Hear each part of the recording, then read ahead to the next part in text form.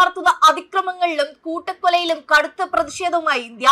പ്രദേശത്ത് നടക്കുന്ന ക്രൂരതകൾക്കെതിരെ അന്താരാഷ്ട്ര സമൂഹം അടിയന്തരമായി ഇടപെടണമെന്നും ഇസ്ലാമാബാദിനെതിരെ ശക്തമായ നടപടികൾ സ്വീകരിക്കണമെന്നും കേന്ദ്ര വിദേശകാര്യ മന്ത്രാലയം ആവശ്യപ്പെട്ടു.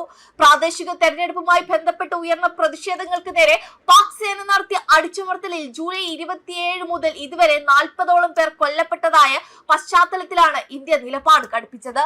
സമാധാനപരമായി പ്രതിഷേധിച്ച സാധാരണക്കാർക്ക് നേരെ പാക് ഭരണകൂടം ക്രൂരമായ ബലപ്രയോഗം നടത്തുകയാണെന്ന് വാർത്താ സമ്മേളനത്തിൽ സംസാരിക്കവേ വിദേശകാര്യ മന്ത്രാലയ വക്താവ് രൺദീപ് ജയ്സ്വാൾ വ്യക്തമാക്കി.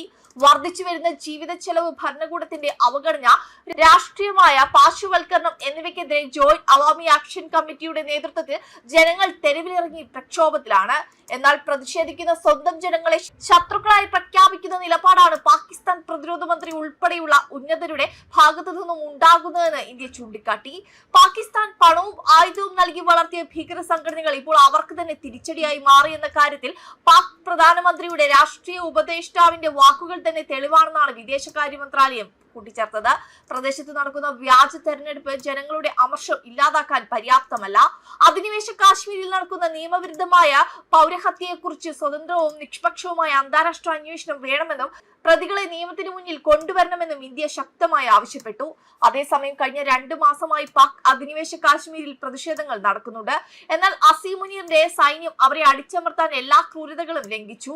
പാക് സൈന്യം POK ഒരു യുദ്ധക്കളമാക്കി മാറ്റി. നിരായുധരായ പ്രതിഷേധക്കാർക്ക് നേരെ വിവേചനരഹിതമായ വെടിവെപ്പ് നടത്തി. കഴിഞ്ഞ 2 മാസത്തിനിടെ പാക് സൈന്യവും POKയിലെ 100ലധികം പേരെ കൊലപ്പെടുത്തി. തുടർന്ന് ഇന്ത്യയുടെയും അന്താരാഷ്ട്ര സമൂഹത്തോടും അവിടുത്തെ താമസക്കാരെ പിന്തുണയ്ക്കാനും പാകിസ്ഥാൻ സർക്കാരിനെതിരെ ശബ്ദമുയർത്താനും ഒരു കാശ്മീരി സ്ത്രീ അഭ്യർത്ഥിച്ചു.